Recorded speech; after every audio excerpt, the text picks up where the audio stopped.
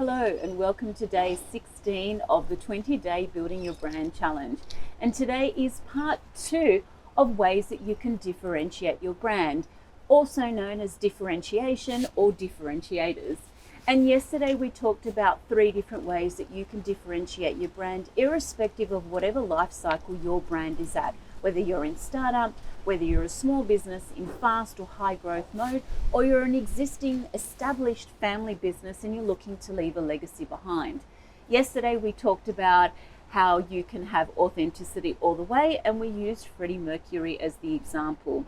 We also talked about telling your story as a way to differentiate yourself, and we used Walt Disney as the example for telling his story. And of course, the last example that we gave was about making your products real, and we talked about the collaboration between Dwayne "The Rock" Johnson and Under Armour. Today I'm going to go through the other 3 that never really fail, and they're 3 different ways that you can either differentiate your brand through the way it walks and it talks, or what it wears through its marketing. And the first one that I'm going to talk to you about, which is the 4th one in the installment, is about underdogs and how underdogs always win. Now, everyone has an underdog story. Media loves the hard luck story, the rags to riches story. It's also very effective for a brand too. And the example that I'm going to talk about is J.K. Rowling.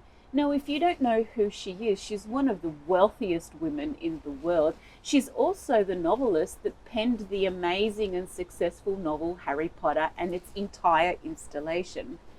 What people don't know about J.K. Rowling is that she was a divorced single mother on welfare. She was trying to make ends meet when she actually wrote the book Harry Potter. It went on to become one of the best-selling books of all time, but she was actually rejected 12 times by different publishers. And the only reason that this particular publisher took a chance on her was because his daughter was in his office that day, picked up the manuscript and said, "Daddy, I really like this, so we thought if my daughter likes it, I'll take a chance." And of course, that story has now gone down into history, into defining J.K. Rowling into the brand and the empire that she has built today. And she shares that openly. She's a very down-to-earth and humbled woman, unfazed by all of the success, all of the money, and all of the everything that comes with creating a global branded empire such as Harry Potter. And as I said before, we all love an underdog story. We all love a hard luck story. So if you've come from adversity or you have created your brand out of adverse circumstances, consider telling that as part of a differentiator. The second differentiator that I'm going to talk about, and the 5th one in our installment, is about having an ambassador or a leader. And the example I'm going to use is Pepsi, but I'm going to give you a good and a bad example. In this particular case, I'm going to talk about when Kendall Jenner did the tone-deaf advertisement for Pepsi, where she was participating in a Black protest march. And unfortunately, they thought that Pepsi could reignite and gain back more market share from its competitor Coca-Cola by getting Kendall Jenner as the brand ambassador.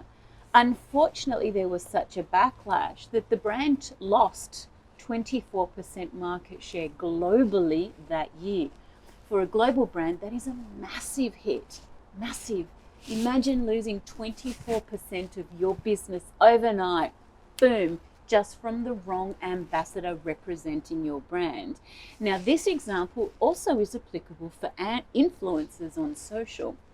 Now, the reason I say that it's a good differentiator to have an ambassador or a leader or even an influencer is because you've got to pick the right one. You need to select somebody or something that aligns with your brand's visions. Now, if you recall, your brand's vision is the knees, the suspension of your brand anatomy document.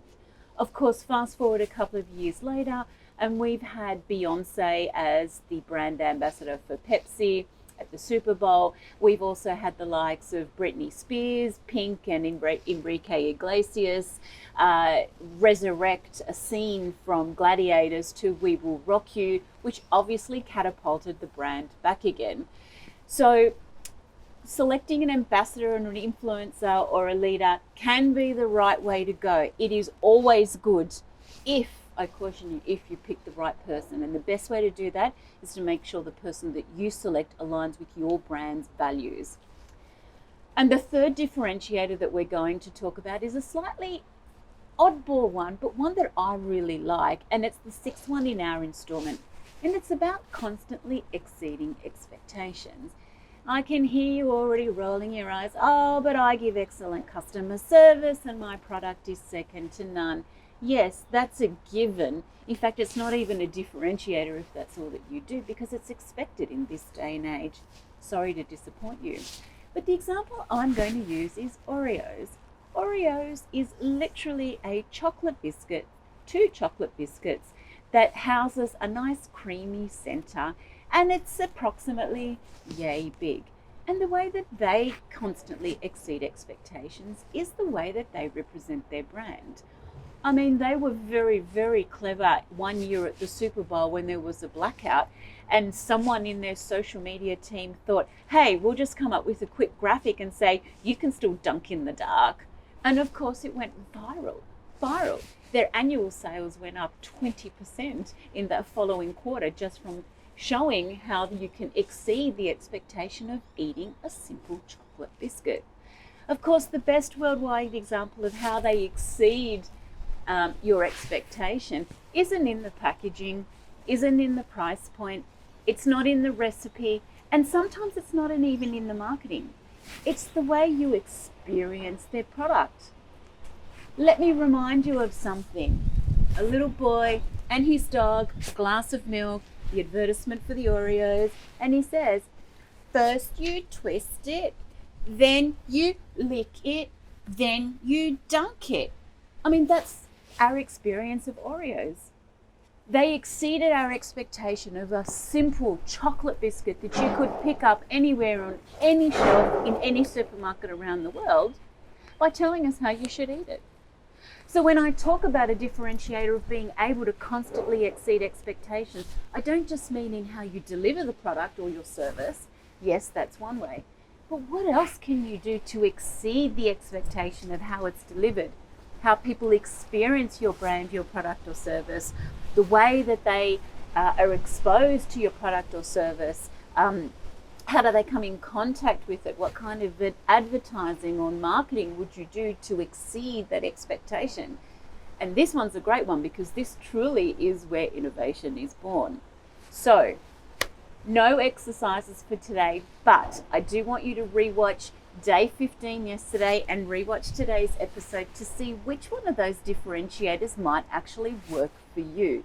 If you're struggling, go back to your brand anatomy document, refer back to your vision board or your mood board, and that will guide you along. But at this part of the game and of the challenge, it should become pretty easy for you to figure out how you're going to differentiate your brand. And remember, when I talk brand, I'm not talking personal, I'm talking collectively. A personal brand, a business, or a product brand as well too. Of course, if you want any feedback, please PM me, write up your comments so I can see what you're doing, and of course, share the love. If you know someone that will benefit from the 20-day challenge, you know what to do. Let's stay tuned for tomorrow.